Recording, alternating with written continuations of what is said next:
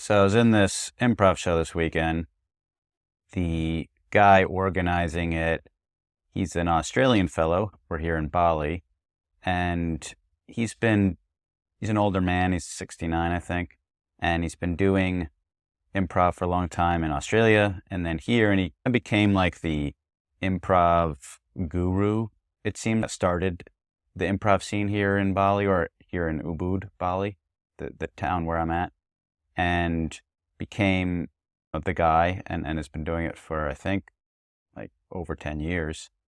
And great guy. And so he organizes this musical improv show. I don't like doing musical. I don't like singing. But he's going to have some improv acts, right? Some talking improv, not musical. So he asked me to be part of it. Now, we've had an interesting history, me and this Australian fellow, because I got to town about a year ago was when I first showed up in this town. And I've been in Bali for 2 years, but the first time I showed up in this town was about a year ago and started coming to the improv.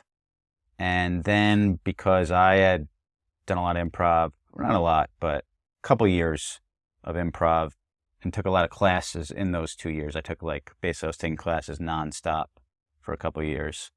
I knew a lot about improv, and so when I got here and I started to do it, I started to teach classes because I wanted actually to teach people the kind of improv that I had learned in the US, mostly in Los Angeles. And then, so I started teaching classes, and then I became a respected teacher of improv and one of the main guys. And this perhaps was a bit threatening to this fellow that I mentioned, the older gentleman who had been the guru of improv here for a decade. And people were starting to show me respect, acknowledgement for my expertise in improv.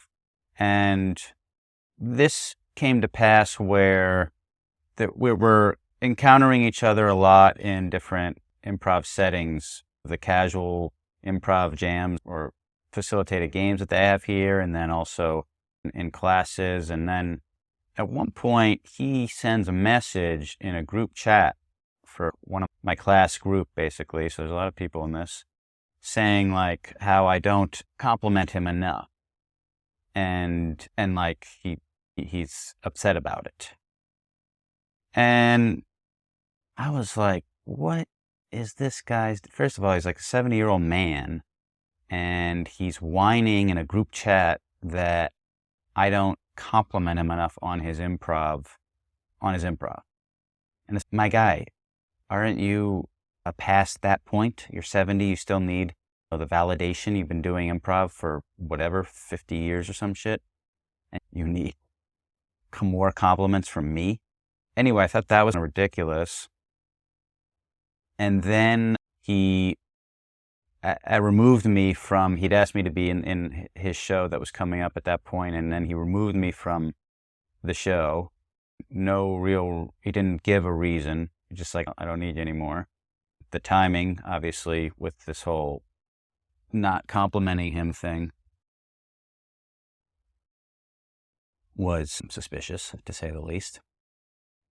And also he removed me as an admin from the improv WhatsApp group that he had started and managed, the overall improv group here. So anyway, point being is I came from LA where I actually stopped doing improv because it was so like political and competitive. And then I get to Bali and wow, this is great. No one is trying to use this as a springboard into the film industry. So it's way less, the stakes are way lower. People here are doing it for fun. You don't have that kind of career and dream resting on it the way a lot of people do in LA. And they're doing improv.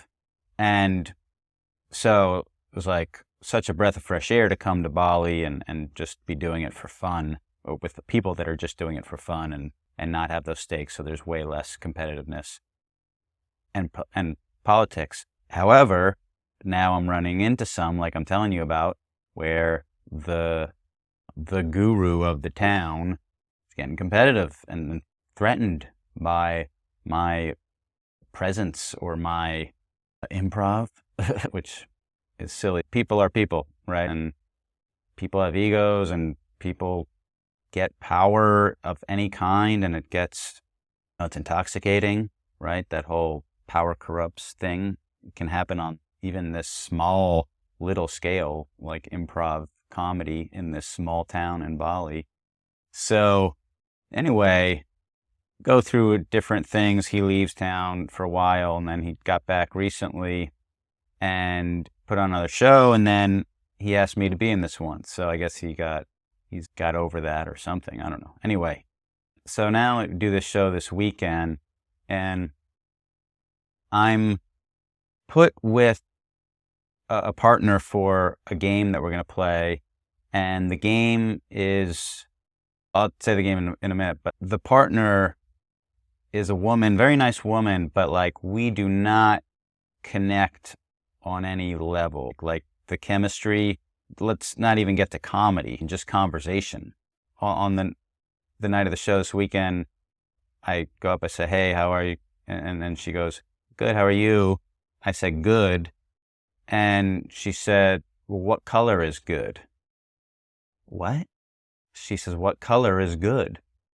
I'm like, "What do you mean, what color is good?" She don't know what color is good. Like, in other words, I don't know how good you are. Tell me a color so I can understand better how good you are. You see what I'm saying? It's like some sort of rating or something that goes with a color to let her know how good I am. I'm like, I don't know. Which color means what? Is yellow better than blue, or red means good or bad? Or I don't know how to answer that question. There's a lot of people you might run into in this town. It's a very spiritual yoga, hippie meditation town. A lot of people come here for that. It's like actually pretty famous for that. So a lot of people that speak in these spiritual out there ways, which is all good. I like it all. But I was just having a conversation about trying to say hello to someone and how good and are you good? I'm good. And generally people leave it at that. And then, well, what color is good? And I'm like, I don't know. I can't even give an answer. She's, I need the color to process your answer. I'm like, you're just going to have to do without processing my answer, because I don't know how to, I'm going to step away. Anyway, so that gives you an idea of the chemistry that I have with this person. And now we're going to do an improv game or like scene together, right? And the game is basically that we play characters that are inspired by animals. In other words, the audience will give us each an animal, and then we play a character, a human, an actual human, but that takes on some traits or characteristics of the animal. And if you're a lion, then you might be really proud and loud and forceful and masculine, whatever. It's that kind of thing. They give us, so my partner gets giraffe, and then I get gecko lizard. There's a lot of gecko lizards here in Bali, so popular one. It's like a lizard, and it yells out, "Gecko, gecko." I mean, that's what it sounds like. If you ever seen the Geico commercials, that was inspired, and that's where they got it from, is there's an actual gecko lizard, and what the sound they make sounds like gecko.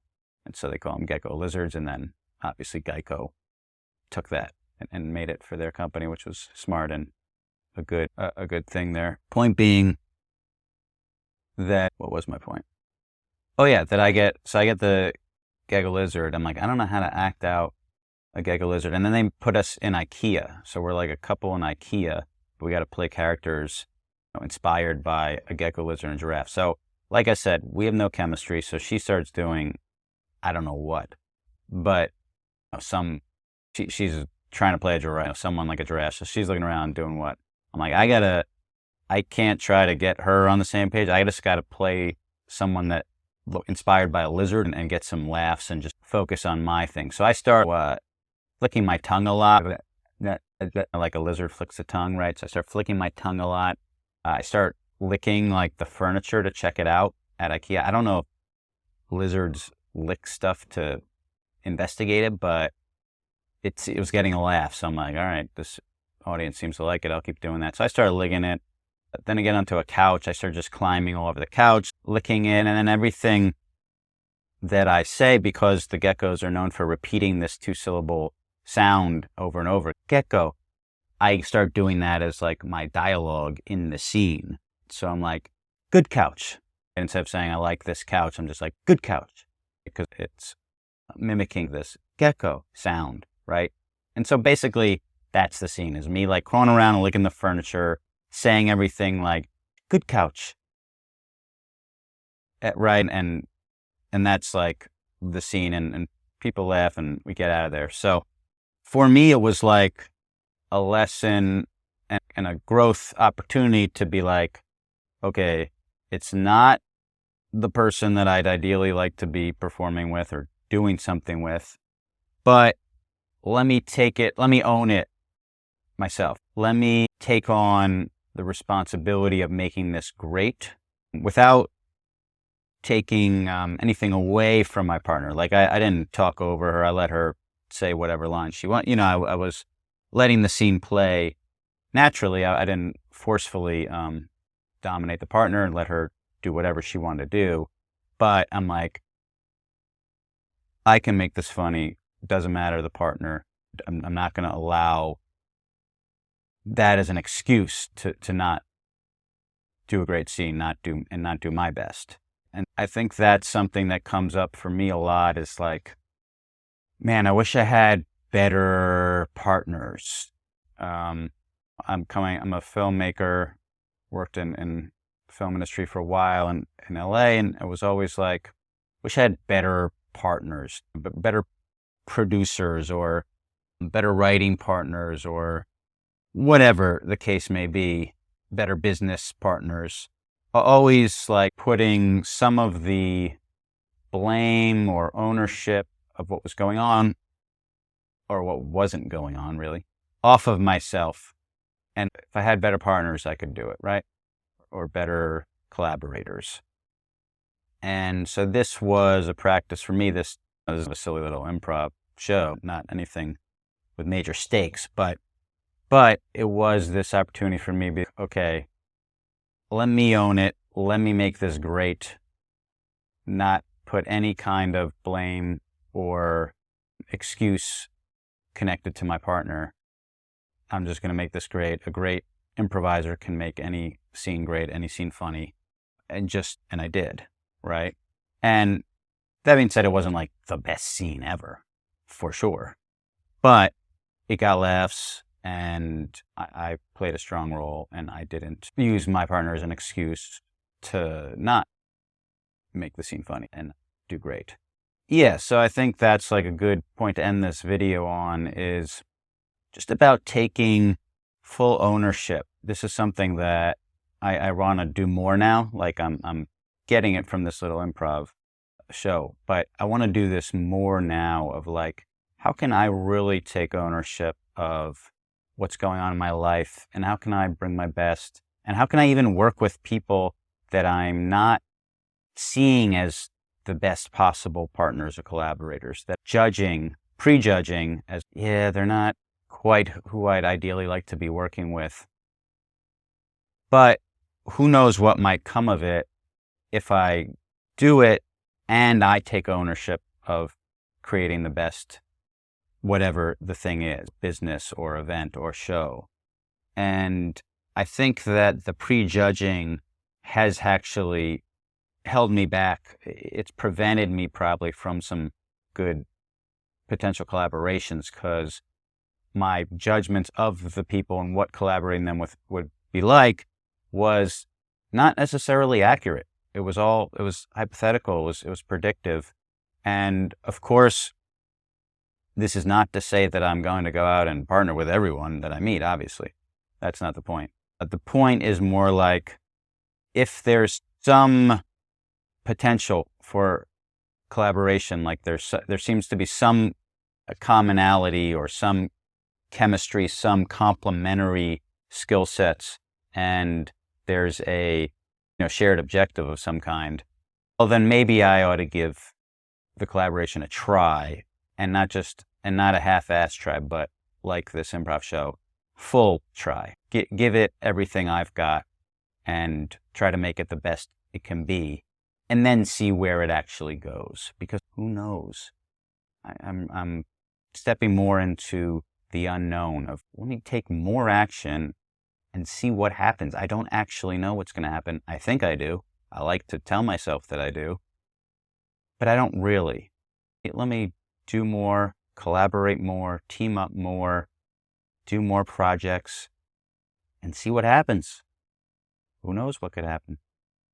Might have a funny scene about with a lizard man saying, "Good couch, good couch." All right, that's all for today. I'll keep tuning back in daily, and I'll keep you abreast of how all this stuff is going in Bali.